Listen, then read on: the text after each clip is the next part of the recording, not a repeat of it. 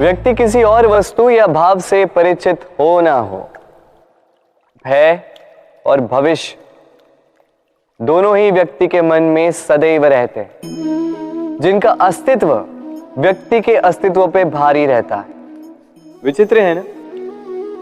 वह वो है जिसे आप नहीं जानते, जो अनजान है, और इसी कारण आपको भय लगता है कि ना जाने क्या होगा। भविष्य वो है जो अब तक घटा ही नहीं, तो जो घटा ही नहीं उसके विषय में चिंता क्यों? आपके हाथ में है वर्तमान। वर्तमान के कर्म सत्य मन से कीजिए और सोचिए ये कि अपने कर्मों को और कितनी श्रेष्ठता से किया जा सकता है।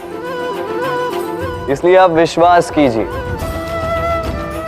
यदि वर्तमान के कर्मों को आप सत्य मन से करोगे तो भय स्वयं ही निकल जाएगा और भविष्य का फल अवश्य ही मीठा होगा। इसलिए भय और भविष्य से डरना छोड़ दीजिए, इस वर्तमान को जी। जीवन में हम कई लोगों से मिलते हैं। आप भी ऐसे कई लोगों से मिले होंगे जिन्होंने स्वयं को असफल मान लिया, निराश हो चुके, जिन्होंने ये स्वीकार कर लिया है कि इस जीवन में उनसे कोई कार्य हो ही नहीं पाएगा, वो कुछ कर ही नहीं सकते, किसी कार्य के वो योग्य ही नहीं। किंतु ऐसा नहीं, इस संसार में ऐसा कुछ भी नहीं है जो योग्य नहीं है।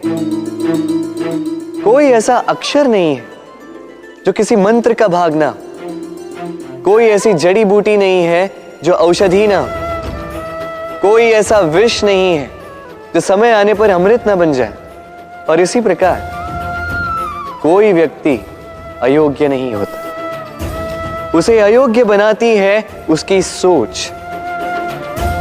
इसलिए स्वयं को जानो, जान जाओगे कि आप क्या हो। अपने अंतर मन को जगाएं। आप देखेंगे कि जिस संसार की नींव ही बनी है आशा से, उस संसार में निराशा, हताशा और हार जैसा कोई भाव अस्तित्व ही नहीं रखता। कितना सुंदर पुस्तक है, सुंदर आवरण है, सजाए हुए पृष्ठ है,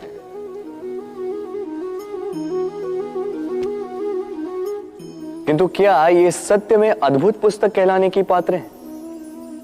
क्या इसमें जो लिखा है वो सत्य है, प्रेरणादायी है, हमारे लिए मूल्यवान है? कैसे निश्चय लिया जाए इस बात का? अब आप सोचेंगे कि सीधी सी बात है, आवरण को देख के पुस्तक की गुणवत्ता कैसे जानी जा सकती? इसके लिए तो आपको उसे पढ़ना होगा, उसे समझना होगा, समय देना होगा, है ना? बिल्कुल उचित सोच रहे हैं आप।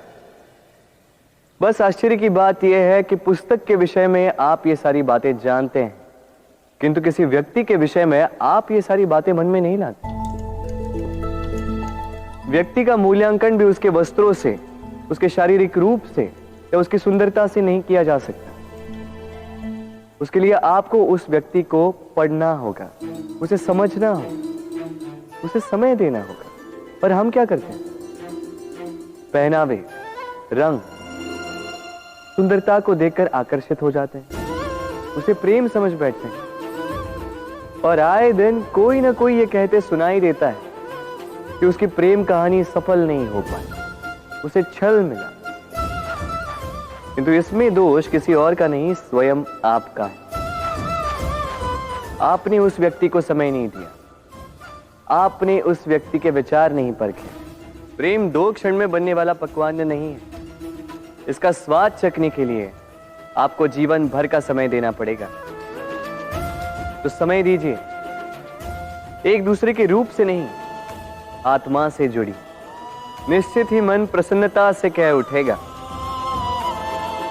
राधे राधे। हम में ऐसा कोई नहीं होगा जिसने वृक्षों को ना देखा, वृक्षों पे इन पक्षियों को ना देखा, इनके घोंसलों को ना देखा, इन पक्षियों को अपने छोटे छोटे बच्चों को भोजन कराते ना देखा। संसार का सबसे ममत्व वाला दृश्य होता है।